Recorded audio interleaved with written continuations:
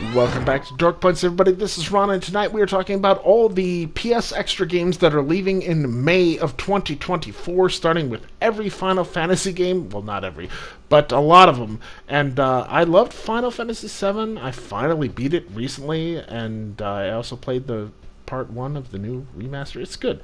Abzu is a game that Odie beat, and Charlie almost beat or got close to beating. The controls were really hard for me. I kept coming back to it and just being like, I don't understand. How to Survive 2 is a top-down zombie fighting game. It's okay. I've made a video about it. You can look it up. Elex looks interesting. It's a deep dive, though. We'll see if I have time to do this one after the other ones I want to play. We'll see. Monster Jam, Steel Titans 2, blah, whatever. I've made a bunch of videos on crap like that. Sorry.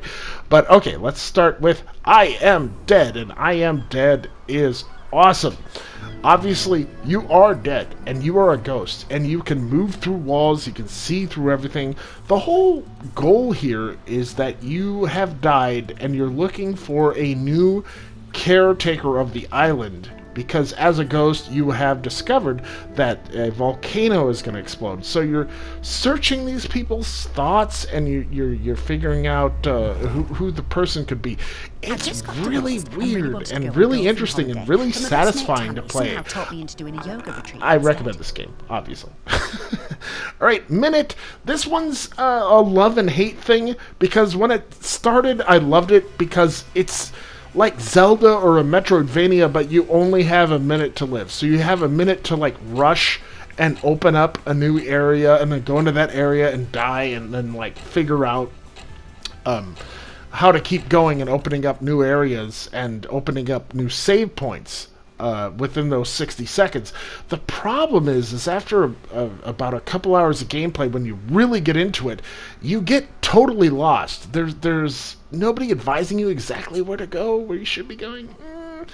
Alright, The Artful Escape. I've mentioned this 100 times. It's a great and beautiful game, and it is leaving. Play it now. It might take you a total of 3 days, maybe. But it's a beautiful story. It's a wonderful musical game. It's a platformer, but it's not hard at all. And then the musical elements are kind of like playing Simon. You just have to remember what buttons to press that they're prompting you to press. But just so good. Oh my god. And the music in every part of this game is so great. If you're one of those people who loves like easy video games and good music, you're gonna like it. Alright, My Friend Pedro, Blood, Bullets, and Bananas. I've again mentioned this one a bajillion times, and it's just a bullet ballet, a bullet buffet, and there's a lot of special moves and stuff in here that on this recent playthrough, you know, it's been a while since I played it, so I'm not showing you, but you can do Guns Akimbo, you can do the Max Payne bullet time, you can twist yourself upside down. It's just really cool and totally satisfying. There are minor puzzle elements, as you can see here, just kind of like putting your weight on things and lowering things. But as the game goes on, it gets a little bit difficult, but it's so rewarding. And, you know, just play it. Alright, Jotun. Now, this is a game that I really wanted to love. And if you look at the animation style here, this is totally like 80s or 90s animation, and it's great, but it's more of a Souls-like kind of game where you have to remember the pattern of every enemy and every boss. And as much as I love this animation style here, this Don Bluth thing that they got going on, look at my tiny character hacking away at this giant boss. And yeah, you have to remember all of her arm movements and where she's gonna go next, and yeah, it's just a little difficult, but I really like it. But you know, again, got to like the third or second boss, and I was like, yeah, I'm good.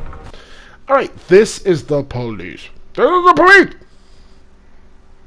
Open the door. This is a police simulator, and it's okay. It's interesting. Oh, also, by the way, this is the first game on the list that I have not already played. and I enjoyed it because it's something different, but it's very slow moving, like SimCity or something. You just kind of have to wait for things to happen and then press on the button. But it's cool because they give you these decisions on how your police that you allocate to that certain crime in that certain area should react to that crime, and you get rewarded or punished from that. So it's interesting. I don't think, honestly, though, I'm going to play it any more beyond that. Alright, The Messenger. Now, this is a love letter, I think, to, like, Shinobi and Ninja Gaiden, but it feels more like Mega Man. You know, you had all these amazing games kind of coming out at the same time in the arcade, on the Sega Master System, and the NES just didn't quite pull it off. Gaiden on the arcade was amazing. Shinobi on the Master System was also amazing, but NES... And this really does feel more like a Mega Man game, unfortunately. But as far as we're talking about like old school throwbacky games, that I like it. I like it. There's a lot of these out now, and some of them aren't done well. This one's done with love and care. All right, moving on to Sundered Eldritch Edition. This is just another modern Metroidvania kind of Hollow Knight takeoff. I really did not enjoy it at all. I played this game for almost 2 hours, or beyond that. I was watching, this is funny, I was watching There Will Be Blood the whole time I played it. So how long is There Will Be Blood, the movie? Because I was watching it while I was playing it. It was really messed up. But anyways, I just kept going down holes in different areas, and I never made any progress. And, you know, I like Hollow Knight definitely more than this. This is a total fail, I would say. I don't want to hate on these games, but Alright, Ashen. This is an interesting one, because I spent a while on it, but you just can't tell. Well, you can tell what kind of game it is. It's an RPG, and it's got that third-person view. It seems interesting, but I don't know where it's going story-wise or character-wise, or if any of that builds. You're this weird, faceless character just kind of running through this weird, supernatural fantasy world, and you can interact with people. I love the controls. I love the look of it, but I don't know quite what's going on here. So, we'll see. Again, just like Elex, we'll see if I'm going to keep playing this, because coming up next are the games I just started playing for the first time. And again, never played this, but those games are going to take priority, and then we'll see if I can get to this and Elex. Okay, starting with Absolver. I am definitely going to play this. This is really cool. I've been playing Sifu, and I am stuck on Sifu. And I don't know if this is the same developers, the same team, but it's Sifu, but the dodge controls are much more simplified. It feels like the same game. And if I'm wrong, I'm wrong. I don't know, to be honest. But just the dodging and the mechanics and going through the tutorial, I was like, oh, okay. Because I'm playing Sifu right now, and I'm stuck at the 5th level. I think it's the final level. But you know, playing this, I was like, okay, it's kind of a simpler version of that. It's still punishing. It's still hard. But yeah, I think I want to play this over that. And I own that one because it's PS Plus. So as long as I have PS Plus, I will have it. But this is leaving in a month, so yeah.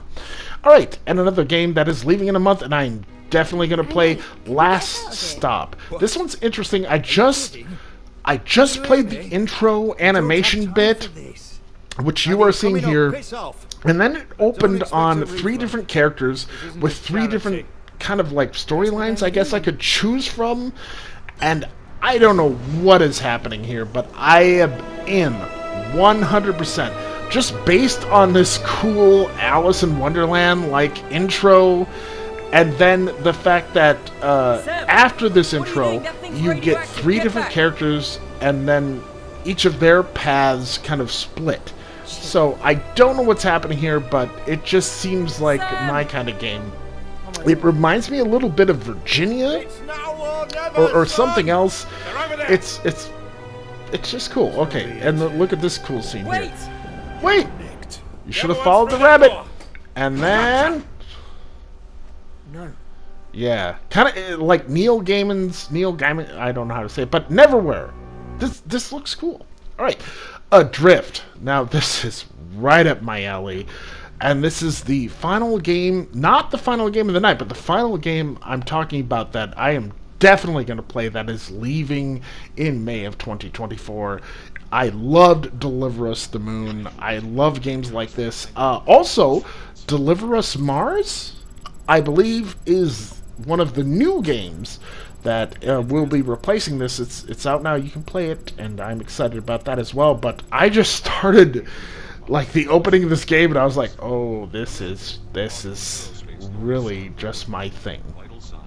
And yeah, it looks really cool. It seems a little hard though. I failed this first mission. I wasn't quite sure where to go. We'll see if that becomes a problem. Sometimes it does, sometimes it doesn't. Sometimes it's obvious.